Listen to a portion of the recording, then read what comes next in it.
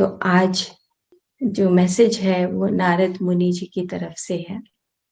बहुत सुंदर मैसेज उन्होंने दिया है और ये मैसेज था 21 मार्च 1994 को रात को 9:15 पर अरुणा मैडम के माध्यम से ये चैनलिंग होकर नारद मुनि जी ने हमें संदेश दिया। अब वो सबसे पहले कहते हैं कि मुझे पता था कि आप लोग एक दिन मुझे याद करोगे, क्योंकि आपने चिरंजीवी मास्टर्स के बारे में जब सोचना शुरू किया तो उनमें से मैं भी चिरंजीवी हूँ, तो मैं भी आपके सामने आ गया हूँ। तो वो सबको हेलो करते हैं। वो कहते हैं कि I would say hello because मैं पहली बार आप सबसे मिल रहा हूँ। और वो ये कहते हैं कि I know very little of the next moment. मैं क्योंकि पिछली बार भी अश्वत्थामा जी ने भी बोला था कि जब हम प्रेजेंट मोमेंट में रहने लगते हैं तो हम चिरंजीवी बन जाते हैं। ये सबसे बड़ा गुण है चिरंजीवी होने का, कि जब आप वर्तमान क्षण में रहने लग जाएं। तो वो ये कहते हैं कि मेरे को नहीं याद है कि पिछला और अगला मोमेंट क्या होता है, तो मैं इसी मोमेंट में रहने वाला व्यक्ति हूँ। तो मैं सोच भी नहीं सकता कि तुम कौन हो। तो इसीलिए ये जो नेक्स्ट मोमेंट है मुझे नहीं पता है। फिर उसके बाद वो बताते हैं कि मैं आप सबको खुद दिखाई दे सकता हूँ, बात कर सकता हूँ। अगर आप अपनी स्पिरिचुअल जर्नी में आगे बढ़ते हैं तो मैं आपको दर्शन दे सकता हूँ। जिस तरीके से ये जो लेडी अरुणा है ये मुझे देख सकेंगी और समय समय पर ये अगर मेरे को बुलाती हैं तो मैं अपने मैसेजेस इनके माध्यम से आप सबको दे सकता हूँ। अब इन्होंने कहा कि मैं चिरंजीवी हूँ और मैंने किस तरीके से अपना ये जो काम है चिरंजीवी होने का किस तरीके से शुरू किया, तो ये मैं आपको बताता हूँ। तो वो मैसेज देते हैं कि मैं कई जन्मों तक अपने अलग अलग तरह के पाठ सीख रहा था और कई जन्मों तक मैं अपने इस काम को सीखता रहा और मुझे नहीं याद कि मेरे कितने जन्म बीत गए इस काम को सीखने के लिए। और मैं हर जन्म में अलग अलग तरह की शिक्षाएं लेता रहा।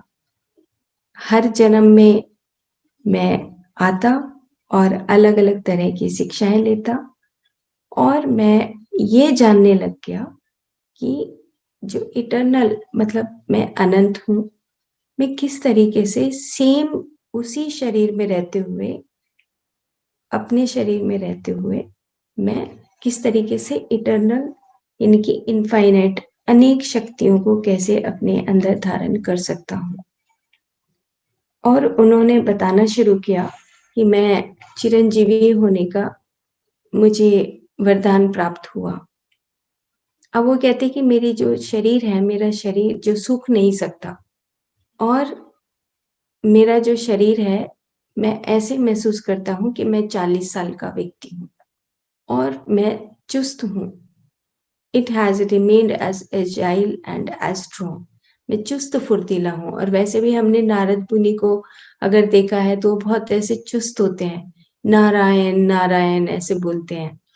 तो वो यही बात बता रहे हैं कि मेरा शरीर सूख नहीं सकता और मेरा जो शरीर है वो बहुत फुर्तीला है, मैं बहुत स्ट्रांग हूँ, चुस्त हूँ, चंचल हूँ और 40 साल की उम्र मुझे अपने आप में दिखाई देती है।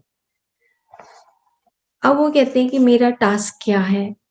मेरा टास्क है इस धरती पर अलग अलग डायमेंशंस में जाके जो भी ये युग चलते हैं इनके युगों में जो ज्ञान है वो ज्ञान मुझे अलग अलग डायमेंशंस में जाके मुझे बताना है। और जो भी ये एज चलती है, युग चलते हैं, काल चलते हैं, दिन चलता है, रात चलती है, उनमें जो भी घटनाएँ घटती हैं, उनसे जो भी पाठ मुझे सीखने को मिलते हैं, वो मैं सीखता हूँ और फिर अलग-अलग डायमेंशन्स में जाके मैं ये पाठ दूसरों को बताता हूँ। तो ये बात हमें बता रहे हैं कि इस तरीके से मैं अलग-अलग डायमेंशन्स में यात्रा करने लगा। फिर वो कहते हैं कि अब आप मेरी बात सुनिए कि मेरे कई जन्मों में सीखने की यात्रा शुरू हुई। जैसे तुमने मेडिटेशन करना शुरू किया, ऐसे ही मैंने भी अपना मेडिटेशन करना शुरू किया और अलग-अलग जन्मों में, अलग-अलग इन्कार्नेशंस में मैं ये अपना काम सीखता रहा। और शुरू में मैं बहुत ही एक साधारण व्यक्ति था और अपने जीवन में जो भी मुझे कोई टास्क मिलती, मैं उसको बहुत अच्छे तरीके से निभाता और बिना किसी इच्छा के कि बिना किसी निर्लिप्त भाव से मैं अपने काम को करता था। तो धीरे-धीरे मुझे ये लगने लगा कि जीवन तो ऐसे ही जा रहा है मेरा। मैं सुबह से लेके शाम तक वही काम करता रहता हूँ। तो मैं अपने जीवन से निराश होने लगा कि बस सुबह से लेके मैं तो शाम तक सेम वही काम कर रहा हूँ। तो मैं अपने आप को डल फ़ील करता, फ़ीका फ़ील करता कि मेरे लाइफ़ में बहुत फ़ीकापन है। और इस तरीके से मैं सोचने लगा कि मेरे जीवन का तो कोई उद्देश्य ही नहीं है, मैं क्यों यहाँ पर बार-बार आता हूँ? तो मुझे अपने कुछ जन्मों में ऐसे लगने लगा कि मेरे जीवन का कोई उद्देश्य नहीं है, मेरे जीवन का कुछ और उद्देश्य होना चाहिए, जो औरों से हट के हो। तो मैं इस तरीके से जब सोचने लगा, तो मैं ये सोचता कि क्या मैं ही ऐसा व्यक्ति हूँ, कि मैं ही ऐसे अजीब बातें सोच रहा हूँ या और भी लोग सोचते हैं ऐसी बातें। तो ऐसे सोचते-सोचते मैं 15 साल की उम्र में एक जन्म में घर से निकल गया और बहुत सारी जगह पर गया, लेकिन मुझे कोई भी मास्टर नहीं मिला। जो भी मास्टर में मिलता, तो मुझे उनके अंदर कुछ न कुछ ऐसे लगता कि कुछ मिसिंग है उनके, जो मेरे को वो दे रहे हैं। खुद में उन मास्टर्स में कहीं न कहीं कुछ न कुछ पार्ट अभी पूरा नहीं है। तो मैं सैटिस्फाइड नहीं हुआ और मैं जगह-जगह अलग-अलग स्थानों पर जाता रहा। एक दिन finally after going through 107 masters of various dimensions, फिर वो कहते हैं कि 107 मास्टर्स को के पास जाने के बाद अलग-अलग डायमेंशंस में मैंने यात्रा की, 107 मास्टर्स को जाना, उनके साथ बात की। लेकिन मैं अपने आप को अभी पूरा महसूस नहीं कर रहा था। तो मुझे 108वां मास्टर जो मिला, वो मिले मुझे नारायण। जब मुझे नारायण मिले, तो मेरे को ये लगा कि यस, ये मेरी जो अब फिज़िकल जो बॉडी है, ये मेरी ज़िंदगी का सबसे खूबसूरत महत्वपूर्ण पल है कि जिसमें मैं नारायण के साथ मिलके अपने आप को आनंदित महसूस कर रहा हूँ। बस वो जो पल था, वो जो प्रेज़ेंट मोमेंट थी उस नारायण के साथ, बस वो मुझे लगा कि यही सबसे उत्सव वाली मोमेंट है, यही सबसे खूबसूरत मोमेंट है। तो वो कहते हैं कि जो मेरे मास्टर हैं, वो नारायण हैं और मैं उन्हीं के रंग में ढल गया।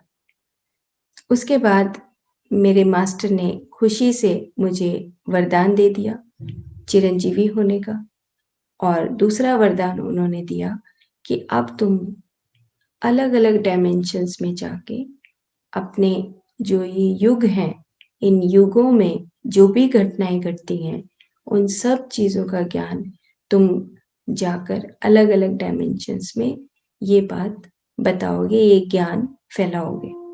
तो इस तरीके से मुझे चिरंजीवी होने का वरदान मिला और इसी तरीके से मुझे आध्यात्मिक जो ज्ञान है, उनका संदेश बताने का वरदान मिला कि मैं एक जगह से दूसरी जगह पर जा सकूँ। तो अब वो ये कहते हैं कि मेरा जो मैसेज है वो सभी मास्टर्स के लिए, सभी मेडिटेटर्स के लिए यही है कि तुम एक जगह शांत मत बैठना, तुम आगे बढ़ते रहना और तुम भी चिरंजीवी होने का वरदान प्राप्त कर सकते हो अपने मेडिटेशन के माध्यम से। तो मैं ये बताना चाहता हूँ कि जिस तरीके से मैंने अपने आप को अनंत होना सीखा, इसी तरीके से आपको भी अनंत होना सीखना है। और जब आप कोई भी ज्ञान प्राप्त करते हैं, छोटे से छोटा, तो उसको बांटना सीखो।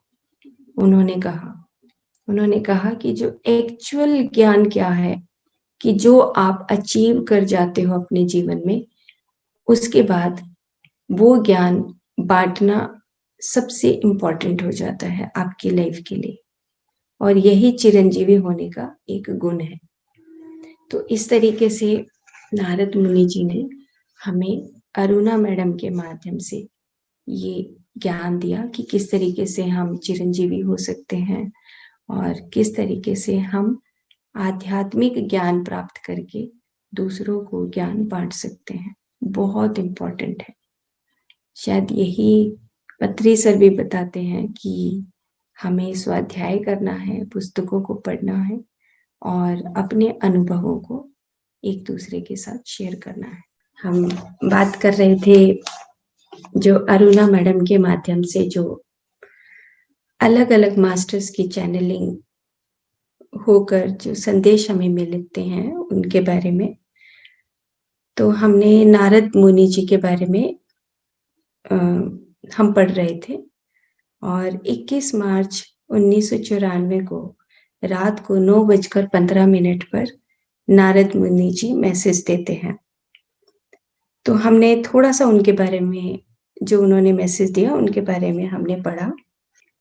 वो भी एक चिरंजीवी हैं और वो बताते हैं कि मैं 40 साल की उम्र का दिखता हूँ, और यहाँ तक हमने पढ़ा कि वो जब अपना जीवन बचपन से जीने लगे तो उसके बाद फिर उनको बोरियत होने लगी, वो निराश होने लगे, उनको अपना जीवन फीका दिखने लगा कि बस मैं तो वही काम कर रहा हूँ, सुबह उठता हूँ, शाम को सोता हूँ और जो रोज के काम है वो करता हूँ। तो इस तरीके से मैं निराश हो जाता हूँ, तो मुझे कुछ और चाहिए।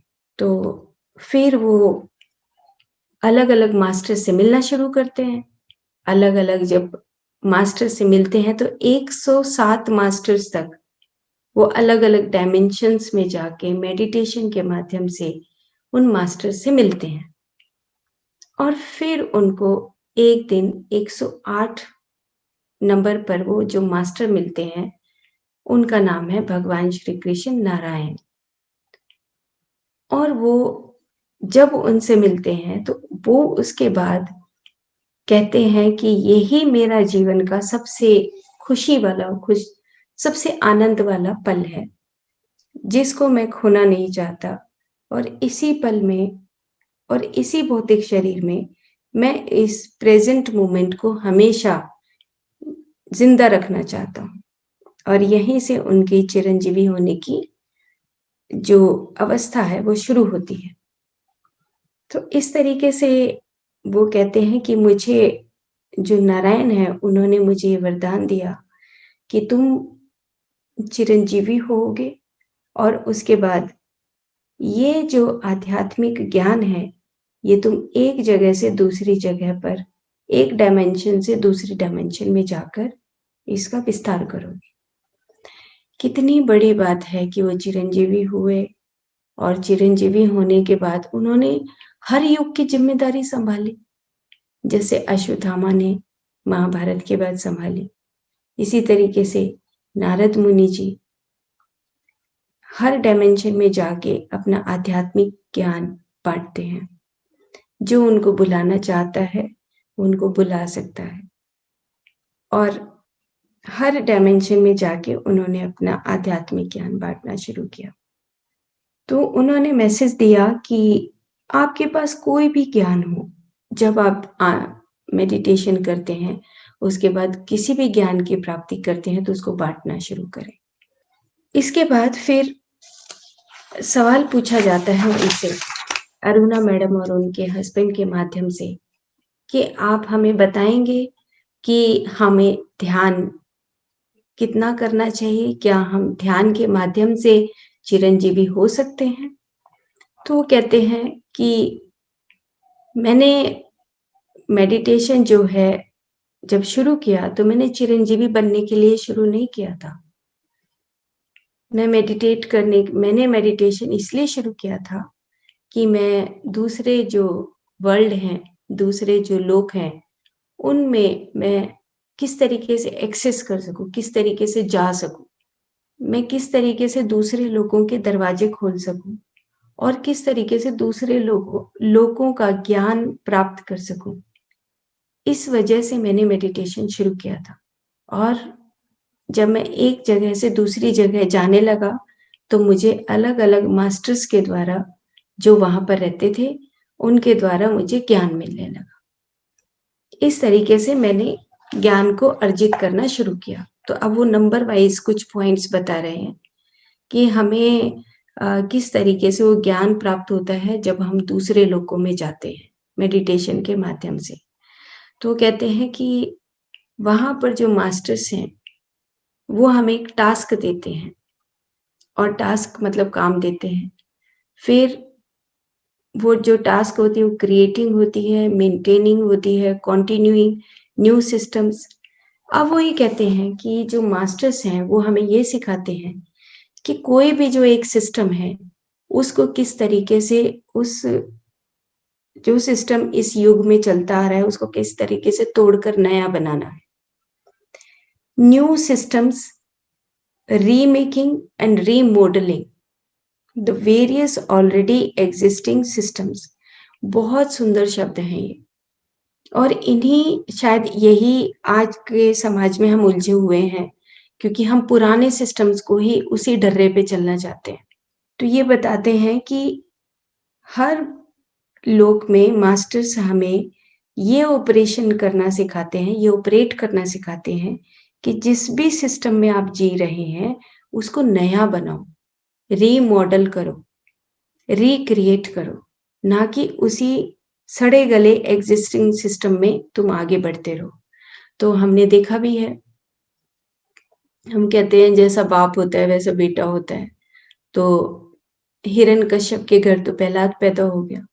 ये सिस्टम तोड़ा उसने, ये एग्जिस्टिंग सिस्टम। हम कहते हैं कि अलग-अलग समाज के जो आज के दायरे हैं, उसमें हम सब जानते हैं कि किस तरीके से हम कास्ट में, रिलीजन में किस तरीके से उलझे हुए हैं। ये सारे सिस्टम तोड़ने के लिए अवतार के रूप में धरती पे अलग-अलग परमात्माएँ, अवतार पैदा होते हैं, अरिहंत पैदा होते हैं, बुद्धा पैदा होते हैं, बोधिसत्व पैदा होते हैं। कितने ही महान आत्माएँ, परमात्माएँ इस धरती पर आते हैं इन एग्ज़िस्टिंग सिस्टम को तोड़ने के लिए। एक महल में राजा होते हुए वो छोड़कर संन्यास ले लेता है, भिक्षुक बन जाता है महात्मा बुद्ध।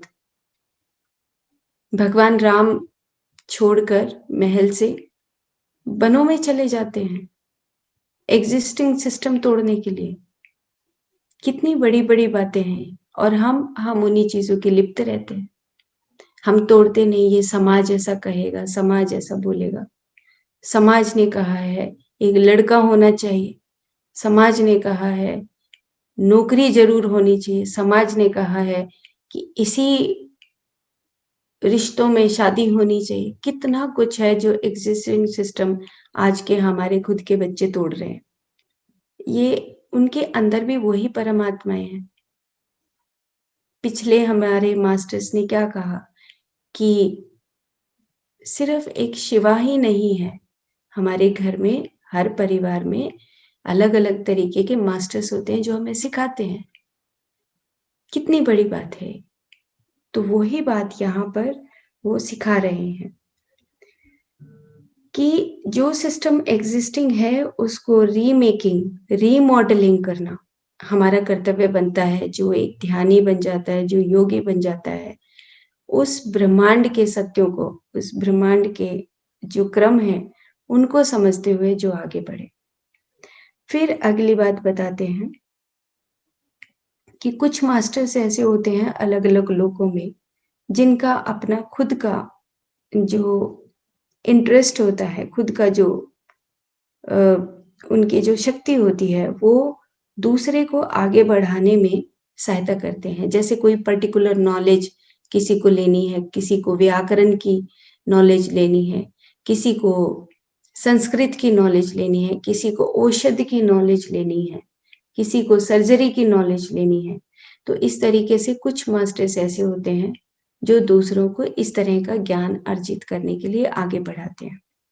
फिर उसके बाद थर्ड पॉइंट वो बता रहे हैं कि मेरा जो जीवन का सबसे एक इम्पोर्टेंट जो रोल रहा है, वो जब बोलते हैं तो हमने कई बार सुना है नारायण, नारायण, और कई बार वो गलत बोल देते हैं, जानबूझ के चिढ़ाते हैं एक दूसरे को।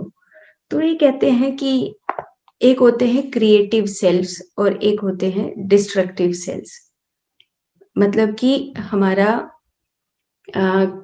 जो डार्क पार्ट है और जो लाइट पार्ट है, दोनों का, अंधकार और प्रकाश, ये दोनों हिस्से हमारे ही जीवन के हैं। वो कहते हैं कि आपने सुना भी होगा कि मेरे को कहते हैं कि कलह प्रिय है नारद, हमेशा झगड़ा करवाता रहता है। तो जहां पर भी मैं जाता हूँ तो वहां पे झगड़ा करवाता हूँ। तो ये कहते हैं कि मैं झगड़ा नहीं करवाता, मैं उन कलहों को मिटाने के लिए उनको सत्य बताता हूँ, सच बताता हूँ कि उसने पीछे से, तुम्हारे पीछे से ऐसा बोला। और इस तरीके से वो उन बातों को सच बताकर आपस में झगड़ा करवा के एक ही सिक्के के दो पहलुओं को मैं दिखाना चाहता हूँ आप सबके सामने। तो वो कहते हैं कि ये मेरा काम इस तरीके से मुझे एक्साइटिंग लगता है, अच्छा लगता है कि मैं एक सिक्के के दोनों पहलुओं को उस व्यक्ति को दिखा सकूं कि ये जो अंधकार है ये भी तेरा हिस्सा है और जो प्रकाश है वो भी तेरा हिस्सा है।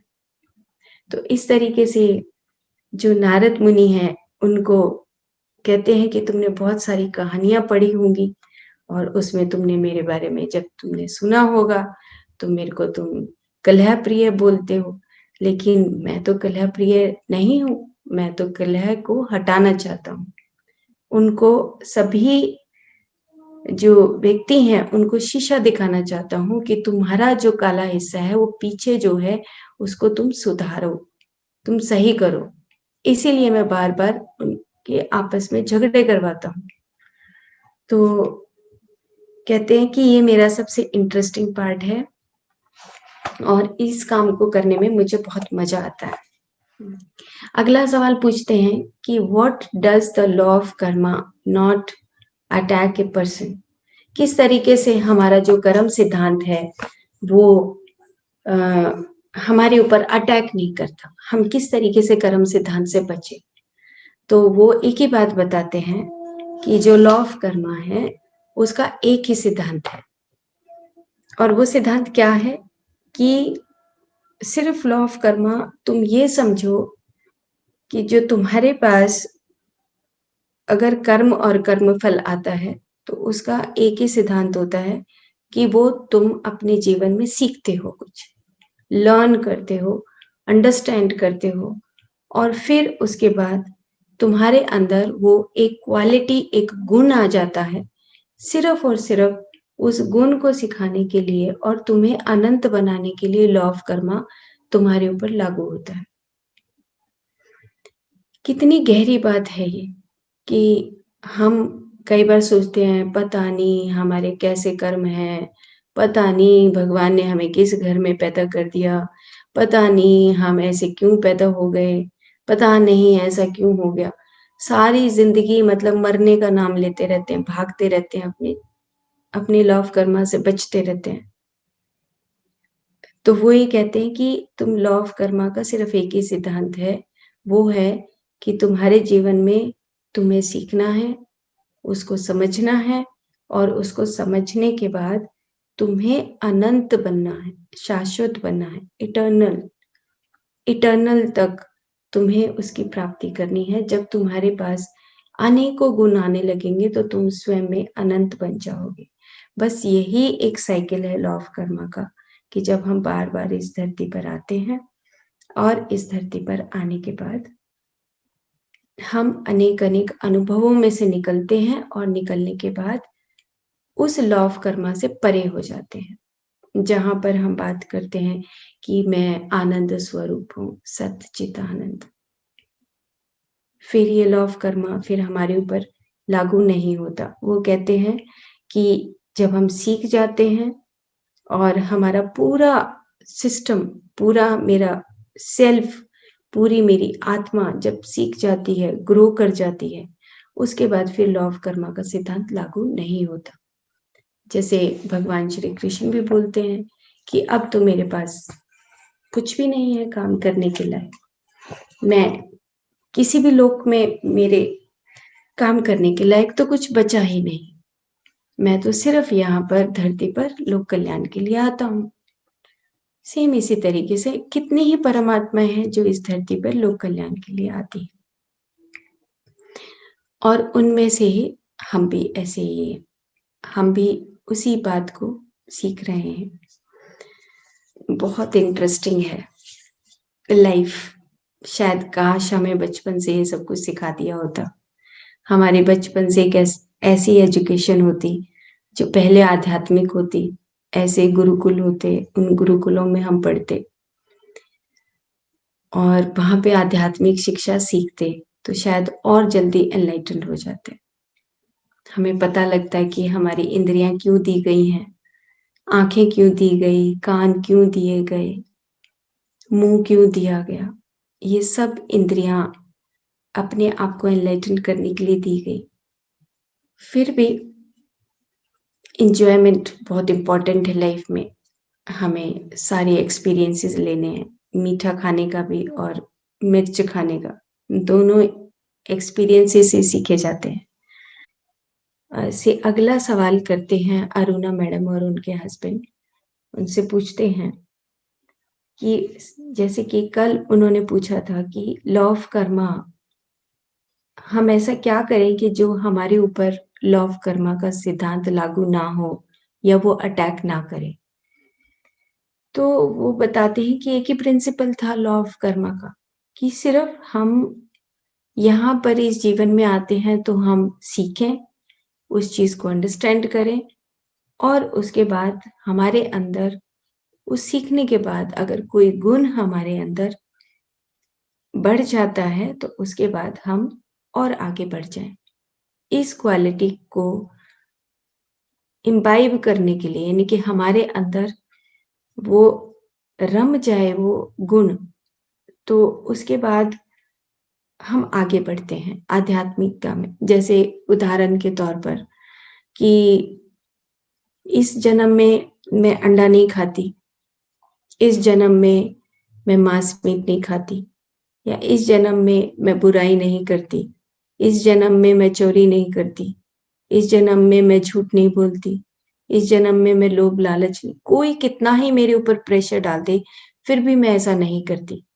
तो यहाँ पर लॉ ऑफ कर्मा का मतलब उन्होंने समझाया कि जब आप सीखते हो, अंडरस्टैंड करते हो, और उसके बाद आपके अंदर वो क्वालिटी, वो गुण कूट कूट के भर भर जाता है, तो उसके बाद आप प्योर हो जाते हो उस गुण के प्रति और फिर आगे बढ़ जाते हैं। तो ये लॉ ऑफ कर्मा का सिद्धांत है। अब अगला सवाल पूछते हैं कि जो अल्टीमेट हमारा जो सिस्टम है वो क्या है, हम कैसे समझें उसको, कैसे हम यहाँ पर आते हैं और कैसे हम आगे आगे आगे चले जाते हैं। इतनी सारी दुनिया है, इसको हम इस एग्जिस्टिंग सिस्टम को किस तरीके से समझें। तो पूछते हैं what is the system existing from the ultimate to downward. Ultimate का मतलब जो अभी आपको समझाया कि जो हमारा आदि प्लेन है जहां पर ओवर सेल्फ है, वो ओवर सेल्फ से हम अलग अलग स्वरूपों में, मोनाड्स के रूप में अलग अलग स्वरूपों में हम जन्म लेते हैं। तो वो यही बात यहाँ पर कह रहे हैं कि हमारा जो ओवर सेल्फ है वो ही हमारा अल्टीमेट है। जैसे पूरा घर है, उस पूरे घर के अंदर हमारा मान लो कि 200 गज का एक घर है, तो जो 200 गज है वो हमारा ओवर सेल्फ है और उसमें छोटी-छोटी जो कण हैं, छोटे-छोटे जो कमरे हैं, छोटी-छोटी जो चीज़ें हमने बनाई हैं, वो हमारा अंडर सेल्फ है। तो हम अलग-अलग अपने ओवर सेल्फ से हम अलग-अलग you and I and we ये एक बेसिक सिस्टम है। जैसे प्रिंसिपल होता है और उसके फिर स्कूल में बच्चे होते हैं और वो जो अलग-अलग बच्चे हैं पूरे प्रिंसिपल जिस तरीके से करता है इसी तरीके से हमारा ओवर सेल्फ भी हमारे अंडर सेल्फ के रूप में हमें नीचे भेजता है। अब वो आगे बताते हैं कि ये जो बेसिक सिस्टम है, ये बेसिक सिस्टम हमारे अनेक-अनेक इन्कार्नेशंस में आगे बढ़ता रहता है। अलग-अलग जन्म हम लेते हैं और हमारी जो टास्क होती है, वो टास्क जो हमें काम दिया जाता है, हम उसको इस धरती पर आकर हमें बखूबी उस टास्क को निभाना चाहिए। और हमें कई बार ये टास्क बार-बार मिलती है क्योंकि हम परफेक्शन नहीं होता। तो हमें एक लाइफ में एक टास्क मिल गई, एक काम मिल गया, फिर से हमें दूसरी लाइफ में भी वही टास्क मिलती है ताकि हम परफेक्शन की तरफ जाएँ।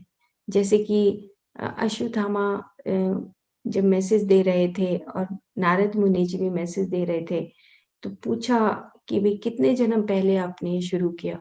तो उन्होंने कहा कि 2 जन्म पहले मैंने ये साधना शुरू की थी कि चिरंजीवी होना है। सेम इसी तरीके से जिस चीज़ में भी हम परफेक्शन चाहते हैं, उस टास्क को हमें बार-बार करना पड़ता है। तो वो ये कह रहे हैं कि और सिर्फ़ जो सोल पर्पस है हमारे यहाँ पर अस्तित्व का, वो है परफेक्शन, कि हम परफेक्शन में आ जाएँ। हमारा जो अवर सेल्फ है, हम अपने आप में परफेक्ट हो जाएँ। तो अब वो उदाहरण देकर समझा रहे हैं कि जैसे कि एक हम हाइपोथेसिस लिखते हैं, जैसे हम मान लो किसी चीज़ का एक्सपेरिमेंट करते हैं, एक हाइपोथेसिस लिखते हैं। तो हाइपोथेसिस में क्या होता है कि हम एक पूरा ढाँचा बनाते हैं कि हम इस तरीके से एक एक्सपेरिमेंट करेंगे। ये एक्सपेरिमेंट करने से हमारे अलग-अलग तरह के जो टेस्ट होंगे, उन टेस्ट से क्या रिज़ल्ट आता है, वो रिज़ल्ट आने के बाद उसका हमारे शरीर पे क्या प्रभाव पड़ता है, इस प्रकृति पे क्या प्रभाव पड़ता है, तो एक हाइपोथेसिस लिखा जाता है। तो हम जैसे अनुमान लगाते हैं कि अगर हम इस तरीके से सब्ज़ी बनाएँगे तो कैसी बनेगी? या हम इस तरीके से अगर हम पौधों को लगाते हैं, तो किस तरीके से पौधे बढ़ेंगे? तो एक हाइपोथेसिस लिखते हैं, तो वो कहते हैं कि आपको भी एक मिशन के तौर पे नीचे भेजा जाता है। आपकी चॉइस के हिसाब से आप नीचे आते हो, धरती पे आते हो। उसके बाद आपका जो चॉइस है, उसके हिसाब से आप एक हाइपोथेसिस लिखते हो। उस हाइपोथेसिस के हिसाब से आप एक लेबोरेटरी में जैसे टेस्ट होता है, उस टेस्ट के हिसाब से हम यहाँ पर काम करते हैं और उसका क्या कन्क्लूज़न निकलता है, क्या रिज़ल्ट निकलता है, वो सब बातें हम उन बातों से हम सीखते हैं। तो इस तरीके से जो हमारा ओवर सेल्फ है, वो हमारी सहायता करता है क्योंकि एक तरफ हम ज्ञान बढ़ाते हैं और दूसरी तरफ जो ओवर सेल्फ है हमारा, वो भी हमारे से कुछ सीखता है दूसरी तरफ। क्यों? क्योंकि अब हम मान लो कि एक ही घर में 2 लोग रहते हैं या एक ही घर में 4 लोग रहते हैं, तो हम एक-दूसरे से सीखते हैं। इसी प्रकार से जब ओवर सेल्फ से नीचे जब हम अंडर सेल्फ के रूप में आते हैं, तो हम एक-दूसरे से सीखने के लिए आते हैं। तो ओवर सेल्फ क्या करता है कि हमें इसमें लिखा है टेंटिकल्स एक वर्ड यूज़ किया है इन्होंने कि वो हमें टेंटिकल्स यानी कि जैसे सूरज की किरणें होती हैं, इसी तरीके से ऊपर से चेतना की जो किरणें होती हैं, वो हमारे अंदर वो छोड़ता रहता है, जगाता रहता है हमें कि हम शायद गलत कर रहे हैं, तो हमें अब की बार जो दूसरा टेस्ट करेंगे उसमें हम सही करेंगे। तो बार-बार जब हम टेस्ट करते हैं अपने ऊपर, उसके बाद हम परफेक्शन की तरफ चल पड़ते हैं कि नहीं, अब 4 बार मान लो हम बुराई करते हैं और जैसे ही हम ध्यान में आते हैं या जैसे ही हम जागते हैं, कोई बीमारी आती है तो हम सोचते हैं शायद हमने बुरा किया था, इसीलिए बीमारी आ गई। तो ये जो जगाना है, ये जो कॉन्शियसनेस है, जो हमें जगाती है, वो जो जगाती है, वो है हमारा ओवर सेल्फ। ओवर सेल्फ हमें बताता है कि तुम्हें अब इस रास्ते पर जाना है। तो इस तरीके से ये बढ़ते-बढ़ते जो हमारा आगे का जो रास्ता है वो खुलता चला जाता है। तो अब ये कहते हैं नारद मुनि जी कि शायद तुम्हें कन्फ्यूज़िंग लगेगा ये, बहुत ज़्यादा कन्फ्यूज़िंग है कि लेकिन फिर भी सच यही है। तो इस तरीके से इन्होंने अल्टीमेट ओवर सेल्फ की बात बताई। उसके बाद वो एक और बहुत अच्छा मैसेज उन्होंने दिया है। अगला सवाल उन्होंने पूछा कि जो बुद्धा की टीचिंग्स हैं, जो कृष्णा की गीता है, पतंजलि के जो सूत्र हैं, जो हमें आत्मा और चेतनता के बारे में बताते हैं, तो क्या वो हमें सिखाएँगे कुछ? हम हमारे लिए सिखाते हैं? क्या बुद्धा हम हमारे बारे में सोचते हैं? क्या कृष्णा हमारे बारे में सोचते हैं? तो वो क्या कहते हैं? वो कहते हैं कि तुम सीधी-सी साधारण सी एक बात समझो कि everything is simple, very, very simple. जो भी कुछ है वो तुम्हारे सामने है।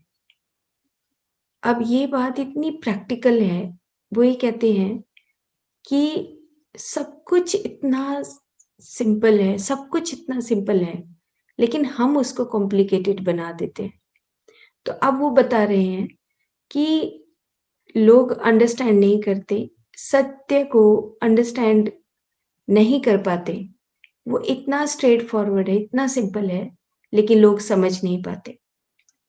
और ना ही वो इस जो सिंपल और स्ट्रेट फॉरवर्ड ट्रुथ है, उसको जानते हुए भी उसको सहमत नहीं होते।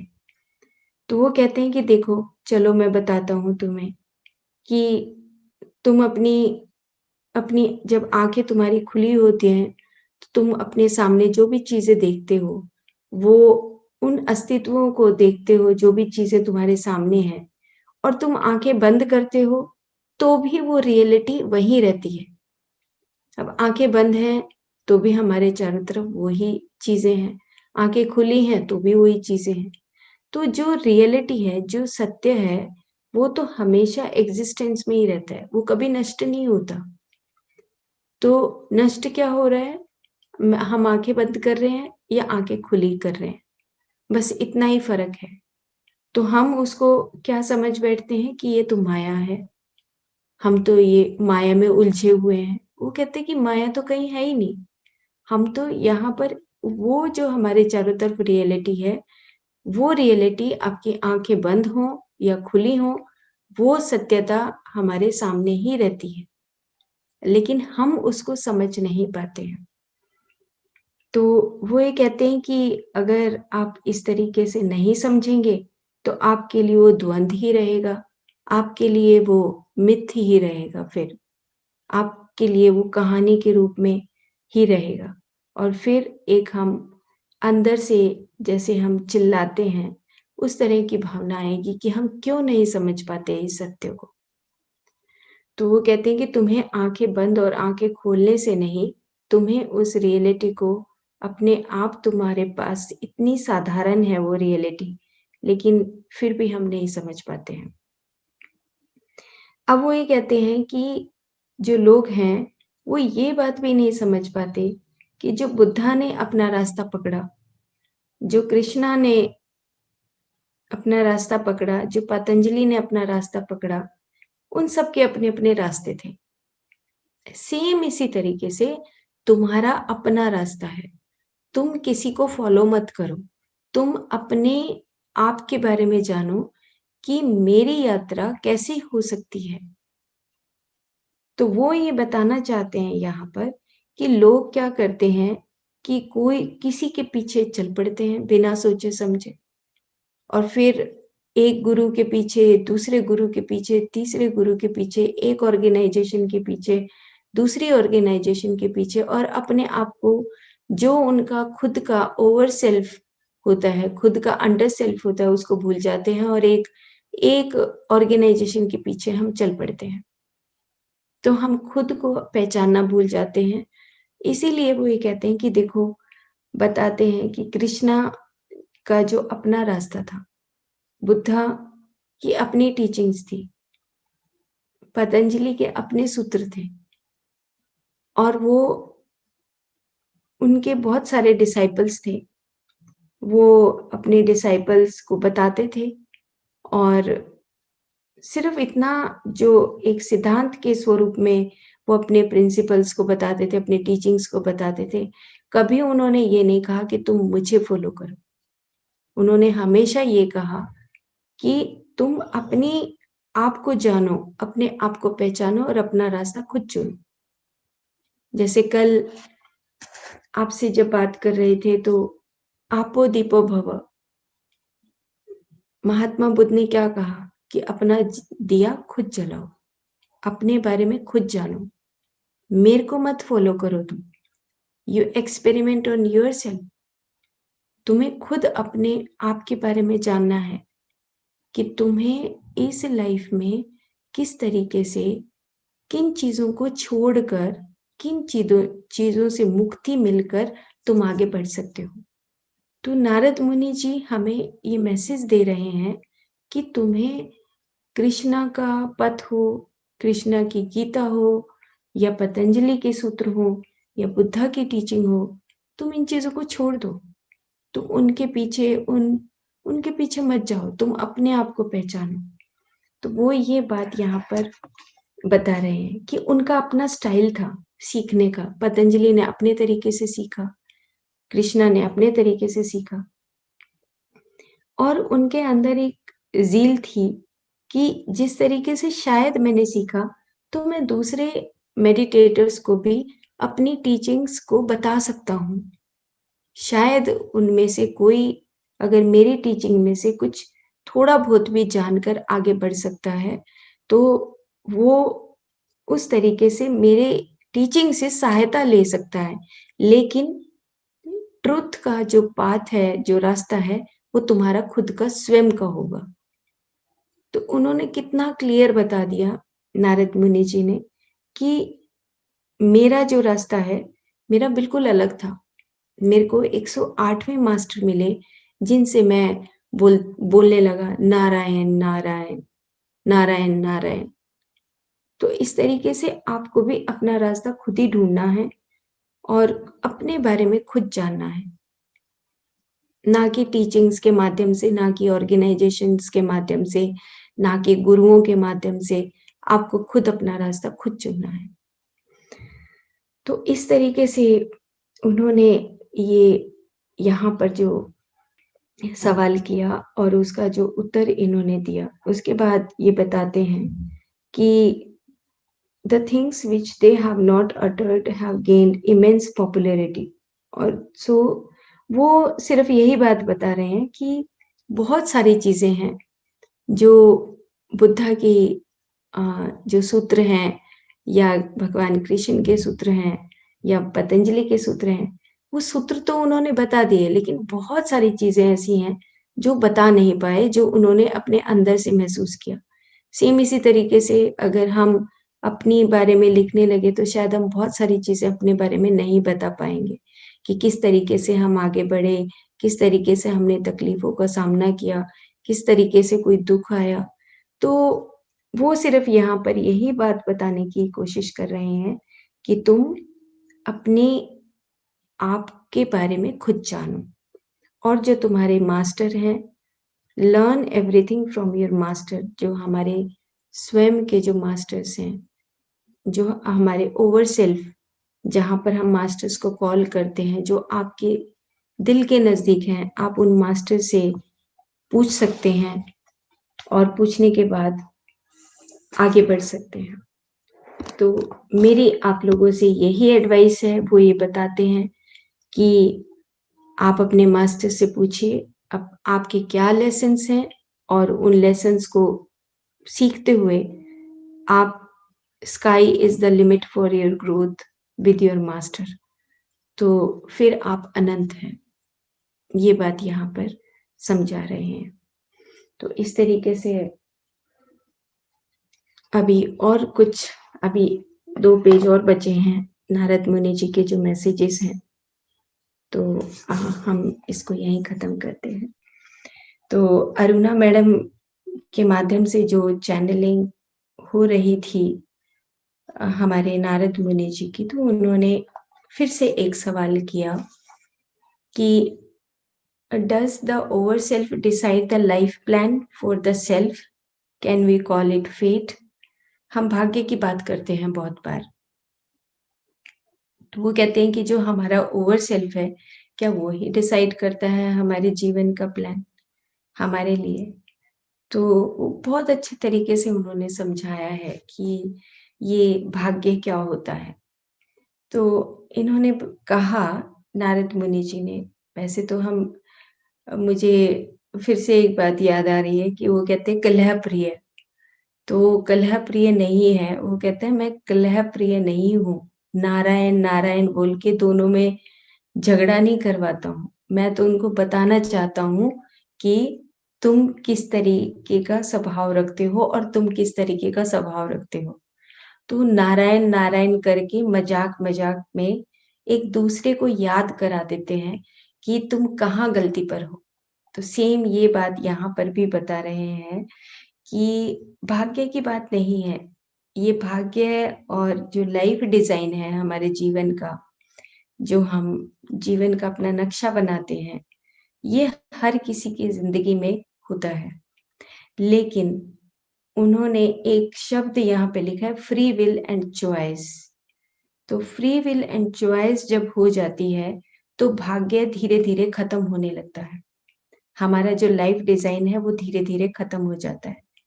अब फ्री विल को हम कैसे समझेंगे, फ्री विल और चॉइस? तो फ्री विल होता है कि जैसे मान लो हमारी हम बहुत मीठा खाते हैं और मीठा खाते-खाते हम बहुत अक जाते हैं, तो हम ये सोचने लगते हैं कि अब तो हम मीठा नहीं खाएँगे। मान लो हम बहुत सारे कपड़े पहनना, बहुत सारे पैसे खर्च करना सीखते हैं, लेकिन 20 साल के बाद सोचते हैं कि अब पैसा नहीं खर्चेंगे क्योंकि वेस्टेज ऑफ मनी है, क्योंकि इतने सारे कपड़े खरीदने से भी कुछ होता नहीं है। तो आपके पास एक चॉइस आ जाती है कि आप मार्केट में जाते हैं, आप कोई कपड़ा खरीदते हैं, तो आपके पास फ्री विल आ जाती है, चॉइस आ गई कि अच्छा मेरी मर्ज़ी है कि मैं उसको लूँ या ना लूँ। लेकिन पहले क्रेविंग होती है कि मैं जब भी मार्केट में जाता तो बहुत सारे अपने कपड़े खरीद के लाता। तो ये फ्री विल है, इसी तरीके से खाने की भी फ्री विल होती है, हमारे टेबल पर बहुत सारी चीज़ें रखी हुई होती हैं। और उसमें से हम कुछ चीज़ों को चुनकर खाते हैं, ये फ्री विल है। लेकिन बहुत सारे ऐसे लोग हैं जो सब चीज़ों को देखते हैं और बहुत सारी चीज़ें खाते रहते हैं। तो जब तक वो खाते रहते हैं, जब तक वो कहते हैं कि फेट है, ये हमारा भाग्य है, हमारा लाइफ डिज़ाइन है कि हम उन चीज़ों को एक्सपीरियंस करते हैं, अनुभव करते हैं और अनुभव के बाद जब अक जाते हैं, तो फिर हम उन चीज़ों को छोड़कर हमारे पास फ्री विल और चॉइस आ जाती है। जैसे डॉक्टर अमित गोस्वामी एक एग्ज़ाम्पल देते हैं अपनी पुस्तक में, uh, see the world as a 5 layered cake, जो उन्होंने पुस्तक लिखी है। तो उसमें उन्होंने लिखा है कि मान लो सिचुएशनल क्रिएटिविटी के बारे में बताया है कि मान लो 5-6 आइसक्रीम है घर में, तो मेरे पास चॉइस है कि मैं कौन-सी आइसक्रीम खाऊँ। तो इस तरीके से हमारी चॉइसेस होती हैं, जब हम फेट से बाहर आते हैं, भाग्य नहीं रहता फिर। भाग्य तब तक रहता है जब तक हमारे लॉ ऑफ कर्मा चलते हैं। लॉ ऑफ कर्मा जब तक चलते हैं, जब तक हम बहुत सेल्फिशनेस में अपने जीवन को बिताते हैं। हम जब तक हम अपने माइंड को एक्सपैंड करते रहते हैं, अब एक्सपीरियंस करते रहते हैं, तो फिर हमारा फेट लागू होता है, हमारा लाइफ डिज़ाइन होता है। लेकिन जब हमारे पास अंडरस्टैंडिंग आ जाती है, लेवल ऑफ अंडरस्टैंडिंग बढ़ने लगता है कि ये जो मेरा जीवन है, ये जीवन मेडिटेशन करने से हमें ये समझ आ जाती है कि हमारे जीवन का उद्देश्य क्या है। और जब हमें उद्देश्य समझ आने लगता है, तो फेट नाम की चीज़ हमेशा के लिए खत्म हो जाती है और हम दूसरों के लिए जीने लगते हैं। हम अपनी लाइफ को सिचुएशन खराब होते हुए भी एन्जॉय करने लगते हैं। हमें पता लगने लगता है कि हमारी जो ये सिचुएशन है, ये हमारी ही वजह से है और हमारी ही वजह से होते हुए हम अपनी लाइफ को आगे बढ़ाते हुए बहुत अच्छे तरीके से जीने लगते हैं और वो दूसरी बात यहाँ पर बता रहे हैं कि जो मेडिटेशन में नहीं आता, जो एक ऑर्डिनरी लाइफ जीता है, वो अपनी लाइफ को कहता है कि कोसता रहता है, कर्स करता है। कर्स करता है कि पता नहीं मैं इस घर में क्यों आया, मेरे को ऐसा पति क्यों मिला, ऐसी पत्नी क्यों मिली, मेरे ऐसे बच्चे क्यों हुए, मैं यहाँ पे मैं भी ऐसे ही करती थी। मेरे को जब मैं बहुत सेंसिटिव नेचर की हूँ और जब घर में कोई कड़क बोलता तो मुझे ऐसा लगता है कि मैं पता नहीं इस घर में मैंने कैसे जन्म ले लिया। मैं भी अपने आप को कोसती थी जब तक मेडिटेशन में नहीं आई थी। हार्डकोर फैमिली में आने के बाद जब हम ये सोचते हैं कि इतना हार्ड क्यों बोलते हैं, तो शायद मैंने ही इस सिचुएशन को चुना कि मैं ऐसी जगह पर जन्म लूँ, ऐसे घर में जाऊँ और उसके बाद मैं सीखूँ कि मुझे अपनी सेंसिटिविटी के माध्यम से या जो सिचुएशंस हैं उसके माध्यम से मुझे क्या सीखना है।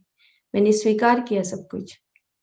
तो सेम इसी तरीके से यहाँ पर जो हमारे नारद मुनि हैं, वो भी यही बात बता रहे हैं कि जब तक हम मेडिटेशन में नहीं आते, हम अपने आप को कर्स करते रहते हैं और रट्टा लगाते रहते हैं कि ओहो! ये तो मेरा भाग्य ही खराब है, मेरा जो मेरी किस्मत ही फूट गई है। इस तरीके से वो बता रहे हैं कि मेडिटेशन में आने के बाद ये चीज़ें सब अपने आप बंद हो जाती हैं। और हमेशा गीता में एक आखिर में अर्जुन खुद ही बोलते हैं कि धर्मम रक्षति रक्षितम और ध्यानम रक्षति रक्षितम। वो कहते हैं कि जब हम खुद में आत्मज्ञानी बन जाते हैं, योगी बन जाते हैं, तो फिर ध्यान ही हमारी रक्षा करता है। क्यों रक्षा करता है? क्योंकि हम फिज़ूल की बातें करना बंद कर देते हैं। हम दूसरों के बारे में न्याय करना बंद कर देते हैं और हम अपनी लाइफ़ को मैनेज करने लगते हैं एक अच्छे तरीके से। और हमारी जो सिचुएशंस आती हैं, कितनी से कितनी बड़ी मुसीबत आती है, कोई बीमारी आती है हमें खुद के ऊपर भी, तो हम सोचते हैं कि ये तो हमने खुद ही क्रिएट किया है। अगर हम गलत बोलेंगे तो गला तो मेरा ही खराब होगा ना। चिल्लाऊँगी, बुरा कहूँगी, तो मेरे गले के हार्मोन्स तो मेरा ही थायरॉइड खराब होगा। क्यों? क्योंकि मैं गलत बोलती हूँ, मेरे विचार खराब हैं, तो मेरा तो सारा पूरा एंडोक्राइन सिस्टम ही खराब हो जाएगा। क्योंकि वहीं से हमारे भाव, इमोशंस, हमारे एटीट्यूड सब कुछ वहीं से जुड़ा हुआ है। तो ये बात हमें मेडिटेशन से समझ आती है, ध्यानम रक्षति रक्षितम। एक और मैसेज है कि वो पूछते हैं कि क्या सभी को स्पिरिचुअलिटी में आना चाहिए? वो सवाल पूछते हैं, वो कहते हैं कि क्योंकि हम सभी को ध्यान सिखाते हैं, अरुणा मैडम बोल रही हैं और क्या हम सबको एक आध्यात्मिकता के रास्ते को अपनाना चाहिए। तो नारद मुनि जी बताते हैं कि मेडिटेशन ही एक ऐसा गेटवे है, एक ऐसा एंट्रेंस है, जहाँ पर तुम दूसरे वर्ल्ड्स के अंदर एंटर कर सकते हो। उसके बगैर तुम बिना ध्यान के दूसरे लोगों को जान ही नहीं सकते। पढ़ सकते हो, लेकिन तुम जान नहीं सकते। तो वो कहते हैं कि तुम्हारी सेल्फ ग्रोथ से भी ज़्यादा इम्पोर्टेंट है दूसरों को मेडिटेशन बताना। तुम्हारी सेल्फ ग्रोथ से भी ज़्यादा इम्पोर्टेंट है। उन्होंने जीसस क्राइस्ट का एग्ज़ाम्पल दिया है कि वो मेडिटेट करते थे अपनी ग्रोथ के लिए, अपने दूसरे वर्ल्ड्स के लिए कि मैं दूसरे वर्ल्ड्स के दूसरे डायमेंशंस को किस तरीके से पहचानूँ। लेकिन उसके साथ-साथ किसी को नहीं पता था कि वो मेडिटेट करते हैं, लेकिन ये पता था कि वो ये कहते थे कि love thyself, love your neighbours. तो उनके जो मैसेजेस हैं वो आज ये नहीं है कि मेडिटेशन वो करते थे, उनके मैसेजेस ये हैं कि दूसरे लोगों से प्यार कैसे किया जाए। नेबर का मतलब उन्होंने समझा है कि नेबर नेबर कौन है? जो मेरे साथ में बैठने वाला है वो नेबर है। जो मेरे फैमिली का मेंबर है वो नेबर है। जो मेरे सामने मुझे कुछ पक्षी दिखाई देते हैं वो नेबर है। बट हम नेबर को बहुत अलग तरीके से इंटरप्रेट करते हैं कि पड़ोसी होगा। पड़ोसी नहीं, जो आपके सामने जो आपको दिखता है, वो ही आपका पूरा वर्ल्ड है। चाहे वो पक्षी है, पशु है, पेड़ हैं, पौधे हैं, परिवार है, कोई भी एबीसीडी। तो यहाँ पर उन्होंने ये एग्ज़ाम्पल दिया कि जिस तरीके से जीसस क्राइस्ट ने दूसरों को दूसरों की सेल्फ ग्रोथ के लिए काम किया, इसी तरीके से तुम्हें भी दूसरों की सेल्फ ग्रोथ के लिए काम करना है कि ताकि दूसरे भी एनलाइटेंड हो चुके हैं, क्योंकि तुम इस एनलाइटनमेंट के रास्ते पर चल चुके हो। तो इसीलिए तुम्हें अपनी सेल्फ ग्रोथ से ज़्यादा आपको दूसरों की सहायता करना ज़रूर से ज़रूर चाहिए। फिर वो पूछते हैं कि मेडिटेशन के 2 पार्ट उन्होंने बताए। वो कहते हैं कि जो मेडिटेशन है वो आपकी सेल्फ ग्रोथ तो करता है और उसके साथ-साथ आपका दूसरा काम क्या है? आपका दूसरा काम है कि आप दूसरों को जब सोसाइटी में जाकर हेल्प करते हैं, तो उससे आपका जो सर्विस है, जो सेवा भाव है, जो हाईएस्ट सर्विस है, वो उसके करने से आपके जो ऊपर के मास्टर्स हैं, वो आपसे खुश होते हैं और आपको ऑटोमैटिकली जो डायमेंशंस हैं अलग-अलग तरह की, वो आपको स्वयं आकर बताते हैं। तो ये बात तो हम डेली हम कॉल करते हैं अपने मास्टर्स को और मेडिटेशन में जब हम बैठते हैं, तो हमें अपने जो हमारे हायर मास्टर्स हैं, उनको ज़रूर से ज़रूर कॉल करना चाहिए, मदद लेनी चाहिए उनसे। तो इस तरीके से इन्होंने लास्ट में एंड करने से पहले इन्होंने 2 पॉइंट्स बताए हैं कि जो आपकी ग्रोथ है, वो किस चीज़ के ऊपर डिपेंड करती है। कि वो उसी तरीके से उन्होंने बताया है कि आप बैकवर्ड में मूवमेंट करके देखिए, आप पीछे मुड़ के देखिए अपने जीवन को कि आपने कितनी तरक्की की है जब आप मेडिटेशन करते जा रहे हैं, तो क्या आपके स्वभाव में कोई परिवर्तन आया है? क्या आप दूसरों को मेडिटेशन सिखाते हैं? क्या आपकी लाइफ़ की अंडरस्टैंडिंग बढ़ गई है? क्या आपने अपनी लाइफ़ डिज़ाइन को जान लिया है? क्योंकि जैसे ही आप मेडिटेशन में आते हैं, तो आप अपनी लाइफ़ डिज़ाइन को पहचान जाते हैं कि ओह!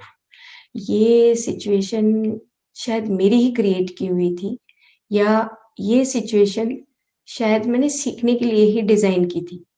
तो वो कहते हैं कि इतनी-सी बात भी जब आप समझ जाते हो, तो समझ लो कि आपका ये जीवन अपने आप ही सही निकलना शुरू हो जाएगा। तो उसके ऊपर ध्यान देने की बजाय आप दूसरों को मेडिटेशन करना सिखाइए। दूसरों को बताइए कि मेडिटेशन कितना इम्पोर्टेंट है।